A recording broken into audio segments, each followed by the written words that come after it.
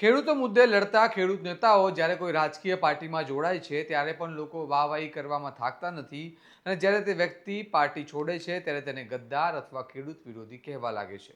એવું જ હાલ ગુજરાતમાં થઈ રહ્યું છે તેવા આરોપો ખેડૂત નેતાઓ લગાવી રહ્યા છે. રાજુ કરપડાના આમ આદમી પાર્ટીમાંથી રાજીનામું આપ્યા બાદ સોશિયલ મીડિયામાં વિરોધ ચાલી રહ્યા છે અને આમ આદમી પાર્ટીએ પણ તેમના વિરુદ્ધ ગંભીર આક્ષેપો લગાવ્યા છે. સમગ્ર મામલે ખેડૂત આગેવાનો પરેશ ગોસ્વામી અને રતનસિંહ ડોડિયા રોષે ભરાયા છે અને આ રીતે ખેડૂત નેતાને ગદ્દાર કહેવાના રાજકારણ પર ટીકા કરી છે. વિગતે વાત કરીએ સમગ્ર મામલા વિશે આ અહેવાલમાં. નમસ્કાર, હું ચિરાગ વર્ષાબેન, આપ જોઈ રહ્યા છો સ્વમાન. ગુજરાતના રાજકારણમાં હલચલ મચી છે જ્યારથી આમ આદમી પાર્ટીમાંથી રાજુ કરપડાએ રાજીનામું આપ્યું છે અને આ ઘટના બાદ આમ આદમી પાર્ટીએ વિવિધ પ્રેસ કોન્ફરન્સ કરી તેમના પર ગંભીર આક્ષેપો લગાવ્યા છે અને તેવું પણ કહ્યું છે કે રાજુ કરપડાએ પાપ કર્યું છે. ત્યારબાદ તેમની એક કથિત ઓડિયો ક્લિપ પણ વાયરલ થઈ જેમાં તેઓ ભાજપમાં જોડાવાની વાતો કરી રહ્યા છે તેવું સંભળાય છે અને આ મામલે રાજુ કરપડાએ આપના આગેવાનો વિરુદ્ધ ખોટી ઓડિયો વાયરલ કરવા બદલ ફરિયાદ નોંધાવી છે.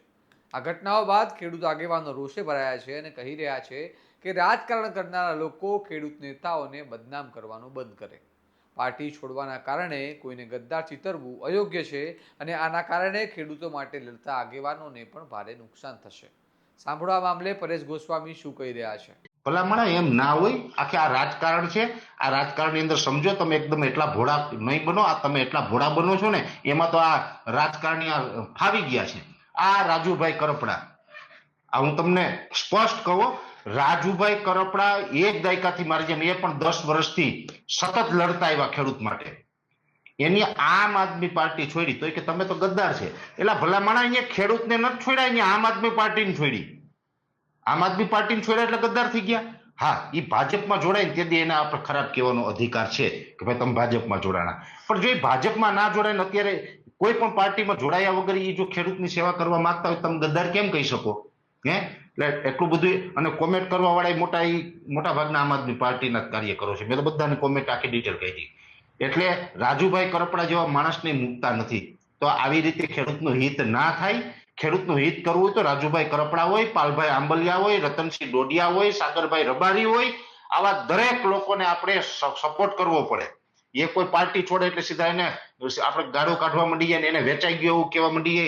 આ વાત ના ચાલે. આ બધી વાહિયાત વાતો છે. આ ખોટું છે. અને કોઈ પણ રાજુભાઈ કરપડા તો બહુ મોટો ખેડૂત છે.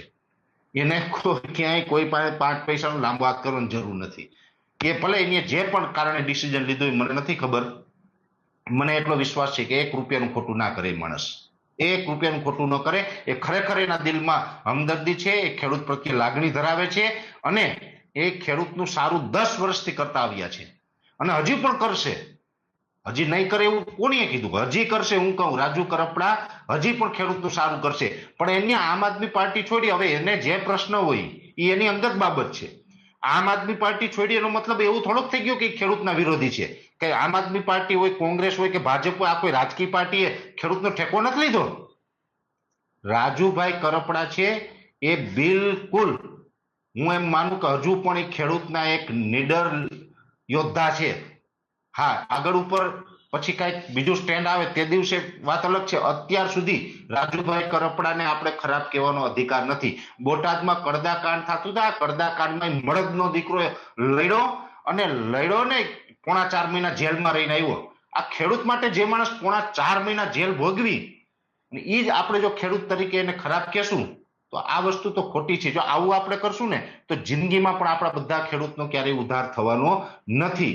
એટલે હજી પણ કહું, રાજુભાઈ કરપડા હોય, પાલભાઈ આંબલિયા હોય, રતનસિંહ ડોડિયા હોય, સાગરભાઈ રબારી હોય, એક આપણે ભાઈ ગજેરાભાઈ છે, કિસાન સંઘર્ષ સમિતિ છે, ગુજરાત કિસાન સંઘર્ષ સમિતિ, દયાભાઈ ગજેરા, એ પણ ખેડૂત માટે બહુ સારું કામ કરી રહ્યા છે. આવા જે લોકો લડે છે ને એને સપોર્ટ આપો. સપોર્ટ ન આપી શકીએ તો આપણે ઘરે બેસાય, શાંતિ રખાય, પણ એવા માણસનું મોરલ નહીં તોડો. આ દરેક ખેડૂત ભાઈઓને મારી 2 હાથ જોડીને વિનંતી છે.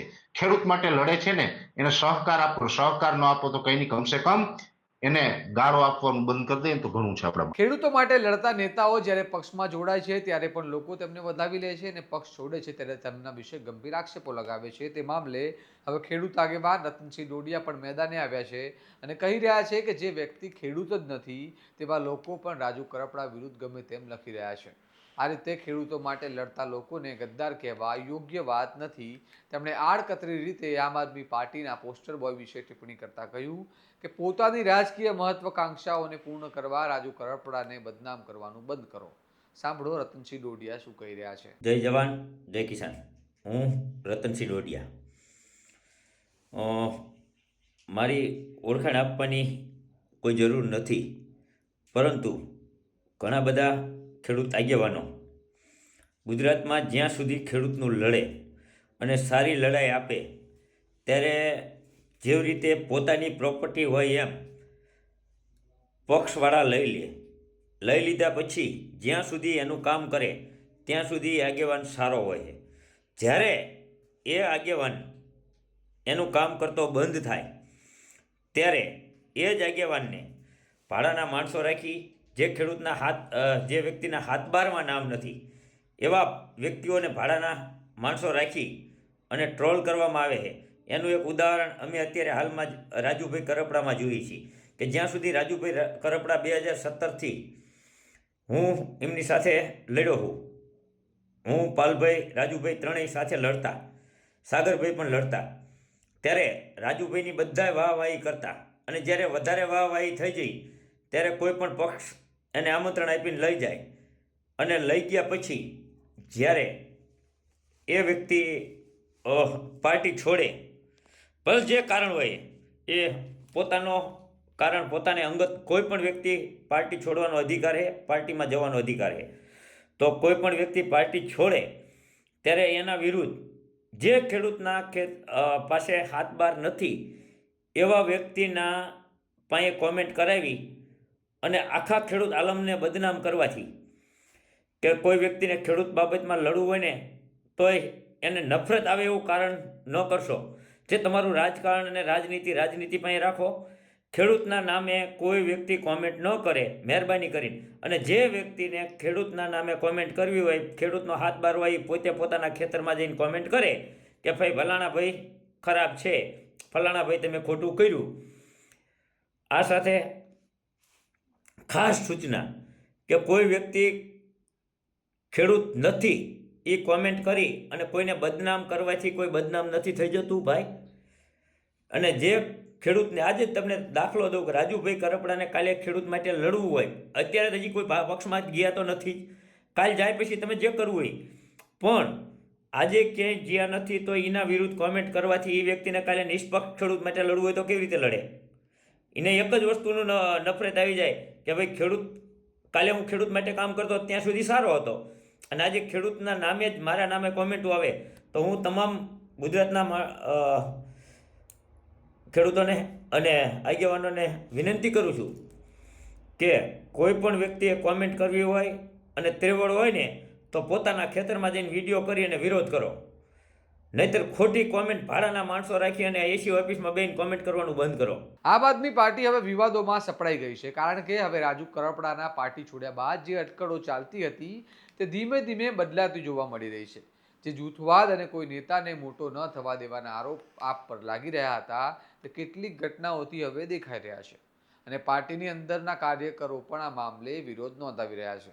આ સમગ્ર મામલે તમારું શું મંતવ્ય છે તેમને કમેન્ટ બોક્સમાં જણાવો અને આ પ્રકારના વિગતવાર અને વિશ્લેષણવાળા સમાચાર માટે સ્વમાન સાથે જોડાયેલા રહો. ચેનલને સબસ્ક્રાઇબ કરવાનું ભૂલતા નહીં. નમસ્કાર.